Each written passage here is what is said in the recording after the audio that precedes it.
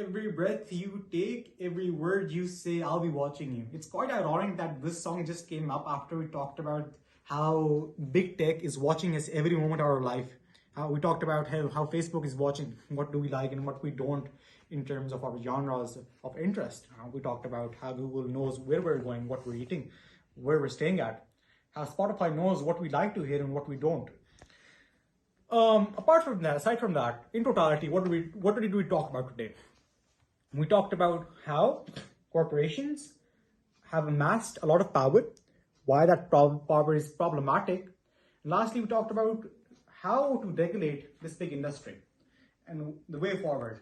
Because we've seen that a lot of the polarization in the modern world is a direct or an indirect result of these big corporations being very greedy. With that, I'd like to conclude. But on a high note, we see that this trend is changing. We see that in the European Union, antitrust regulations are being sought and are being implemented. These industries are being regulated. We're seeing that a call for such regulation is also being started in the United States, which is a sign of good omen, because what happens in the United States doesn't stay there for long. With that, I'd like to conclude.